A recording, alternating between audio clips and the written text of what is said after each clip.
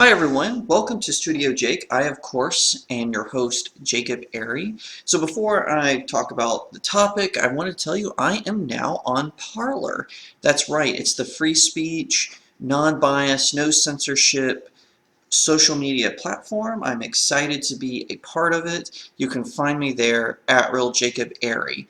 Now, with that in mind, I'm also going to talk about Sonic the Hedgehog. So director Jeff Fowler revealed some secrets about the film, some appearances from characters and early drafts, and so I want to talk about that. I thought that was a perfect topic for Friday. So be sure to like this video, share it out to your friends, subscribe to Studio Jake, my YouTube channel, ring the little bell, turn on the notifications, so that way you get an alert every time I premiere a video or post a video or I go live. Sometimes I do live streams.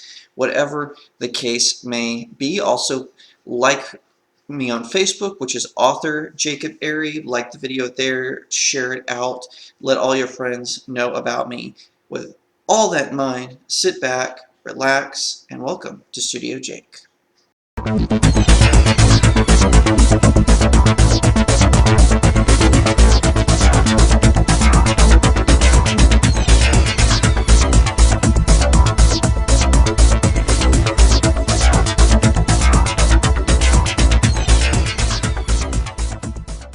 Welcome back. Alright, so Jeff Fowler, the director of Sonic the Hedgehog, Paramount's adaptation of the video game franchise, he did this interview where he talked about different characters that he originally wanted to appear in Sonic the Hedgehog, but decided that it wasn't right for the first film. And a lot of times I'll hear directors talk about, oh, why didn't this person make an appearance in this film? And often I think their reasoning is really dumb. It's really lame. But he actually makes some good points for once in this video game adaptation. Now, if you haven't seen Sonic the Hedgehog yet, there might be some spoilers in what I'm going to talk about. I won't reveal the ending of the movie or a lot of the plot points, but there might be some spoilers if you haven't seen it yet. So just fair warning before I dive into this interview. By the way, I did review Sonic the Hedgehog. It is available on my blog, jacobairy.blog, so head over there if you want to read that. Just click on the movie reviews link and it's right there. So it's one of the last movies I reviewed. You may have to scroll down a little bit because I think I did do some movie review flashbacks and all of that. So head over there and tell me what you think. Let me know in the comments below and subscribe to my blog while you're there. Anyway, Jeff Fowler. So for those of you who don't remember or lived under a rock, Sonic the Hedgehog was actually supposed to premiere last November, but they released the trailer and Sonic looked like, the character design looked like something out of a furry horror movie. He had these two really small beady eyes. His hands were all weird and awkward, and he had like this really big gap mouth with human teeth, and it was really dumb and scary looking if I had seen that as a kid. So the backlash was swift, and it ended up that Paramount and Jeff Fowler heard the fans' worry, and they went back and to the drawing board and redesigned Sonic. Now, when they released the new trailer with their updated Sonic that was more true to the video game version, it was way better, everyone's reaction, and actually the fans rewarded the film for this. So whenever people say, oh, don't listen to the fans, don't pay fan service, don't try to make a crowd pleaser, that's so stupid because we're the ones who pay for these films. So of course, I know film is art, blah, blah, blah, blah. But also, a film is different from other art forms in that it's trying to make an audience. It's trying to create a base so that if you make another film, whether it be a sequel to this film or just another film from your film company, you know, oh wait, Paramount, they redid Sonic whenever they saw that people didn't like the trailer, so we're going to go back. A good example of when they didn't listen to people or the fans or the audiences was Cats, right? Cats was just a horror show. I jokingly called it Thundercats the porno on Twitter often.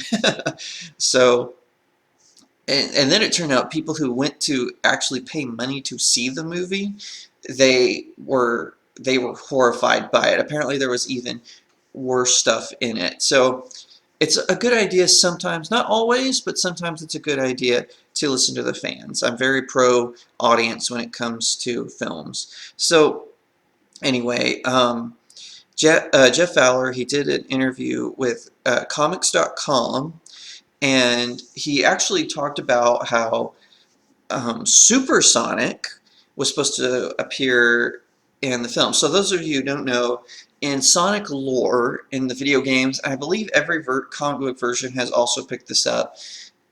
In the comic books and in the video games, there are these things called Chaos Emeralds, and they're different colored emeralds that have like these powers to them.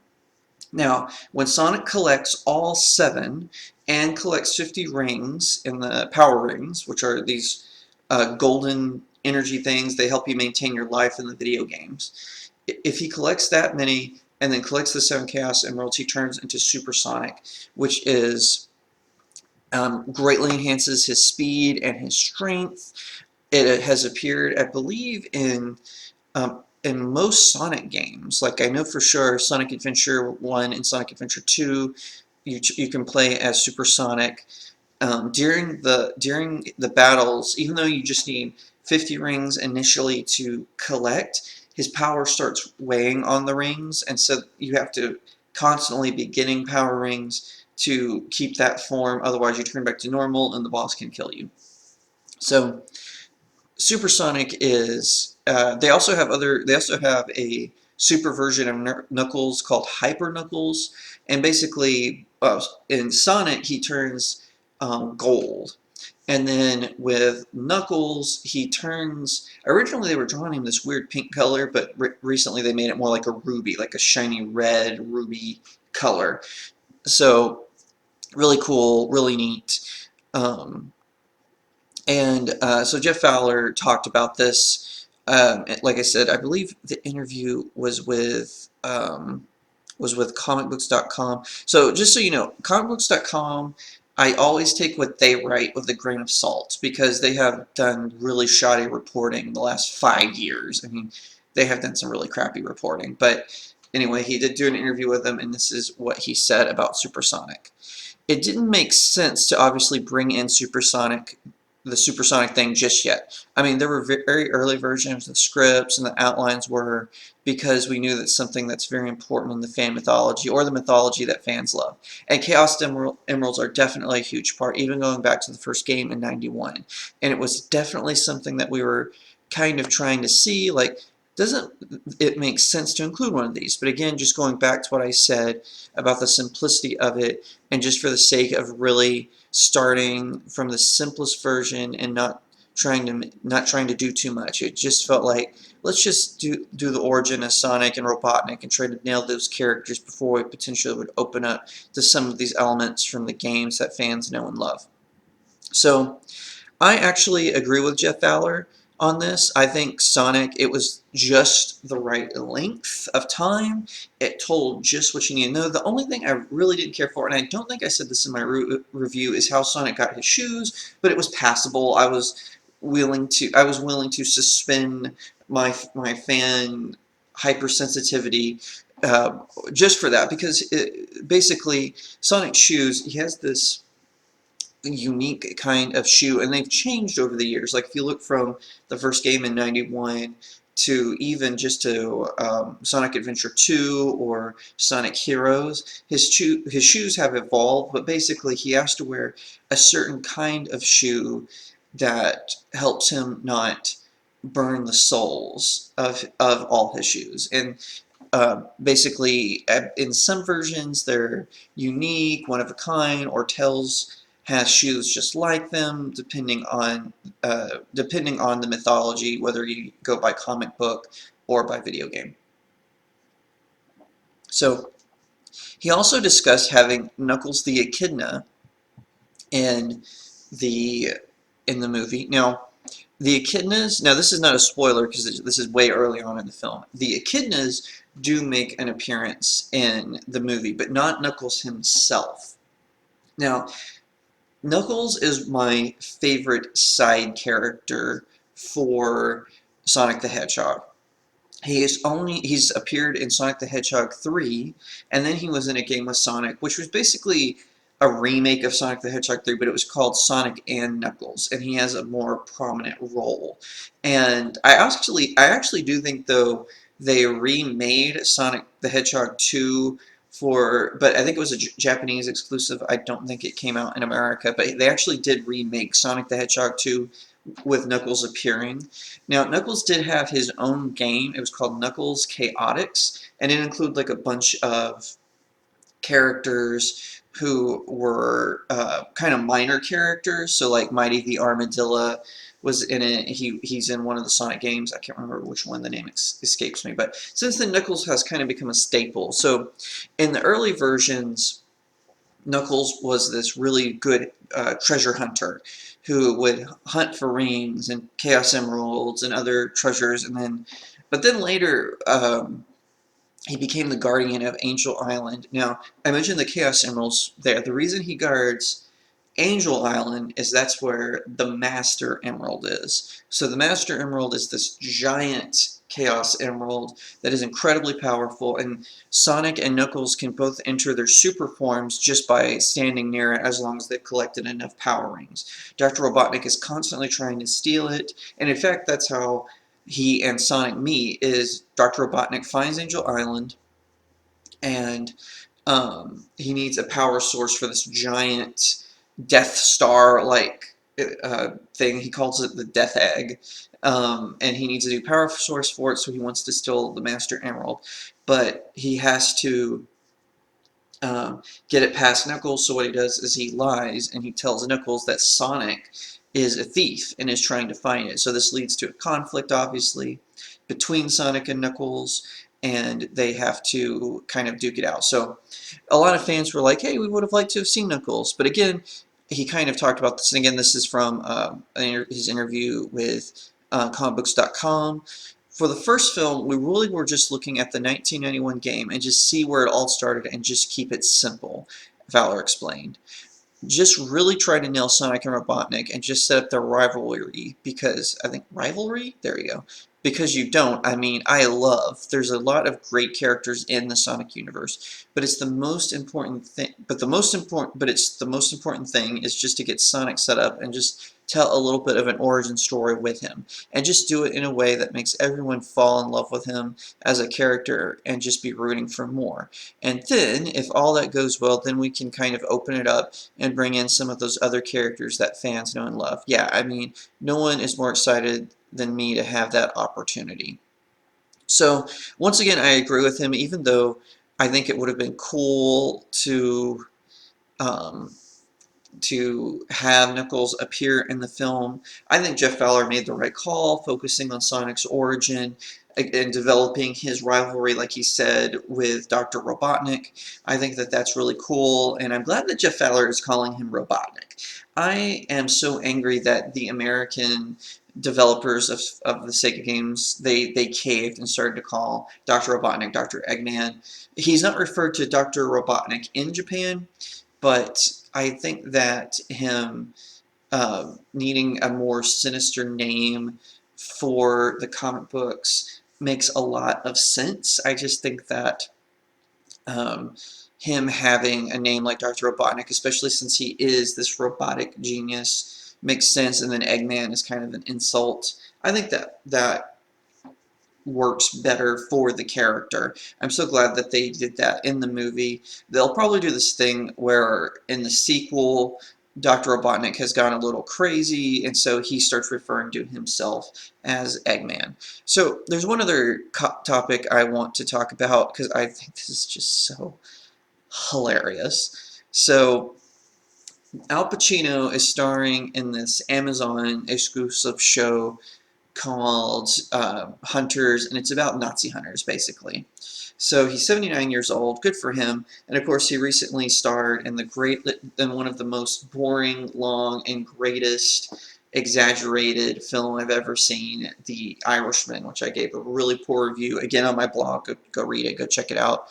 So he did this interview, I think, with USA Today, and I'm just trying to be sure because um, I'm just trying to be sure because USA Today is reporting on it, but I'm not really sure if they're the ones who actually did the interview.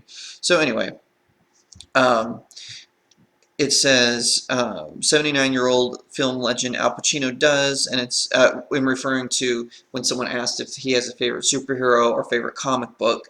79-year-old film legend Al Pacino does, and it's not who you might expect from an actor known for gritty, tough guy roles in an area of tights and fights superhero movie. I love how USA Today, just right off the bat, they're trying to make film fans of the MCU and the DCEU and Star Wars. They're trying to lump them in, trying to make them sound ridiculously, what's the word I'm looking for? Trying to make them sound kind of childish. So anyway, Al Pacino says, "That's a question no one has ever asked me, but I remember Archie comics. I liked them," he says, recalling his youth. Now, then, what's kind of funny is after kind of slapping um, tights and fights, as they said, superhero films, they kind of then go out of their way to praise Archie, which is about a teenager living in a town called Riverdale who goes to high school and he has 3 women after him. Oh my lord, yeah. How much more childish can you get? And that's the earlier edition of the happy-go-lucky, way too underrated comic series that features a smiling, freckle-faced kid with orange cross-hatched hair and not the brooding six-pack abs hunk of CW's darker Riverdale. Archie's idyllic suburb was an eye-opener for Al Pacino. It was so interesting coming from the South Bronx. This is Pacino talking. I thought, wow, people actually live on streets that had houses and trees. So I enjoy Archie comics a lot. I was a real fanatic. I kind of think it's funny how Hollywood has been kind of split between these people who um, don't like comic book films. Martin Scorsese, James Cameron, Francis Ford Coppola, all these has-been directors, and the actors and actresses who agree with them, and then ones who are just trying to make films and produce movies that audiences like. So anyway, kind of funny that they're going down that rabbit trail and road. But anyway, I just thought that was a funny aside that these old school artists and actors and celebrities, they're trying to backtrack from things that their friends have said. And so Al Pacino, he gives kind of a safe answer in Archie comics. Like I said, I think it's kind of funny that, they refer to the superhero films as tights and fights. And then they're but Archie, it's about a idyllic suburb, whatever the heck that means. So anyway, I don't know if Archie Comics is still publishing Archie. They might be. I'm not 100% certain, but who knows. Anyway, that's all the time I have for today. Thank you so much for watching or listening. If you're listening to the audio only version of this video, be sure to follow me on Twitter at RealJacobAiry. Facebook is author Jacob Airy. Instagram is Real Jacob Airy. And also my parlor is Real Jacob Airy. You can also find me on my blog, www.jacobairy.blog. And I believe that's it. Thank you so much for tuning in. I'll see you next time right here on Studio Jake.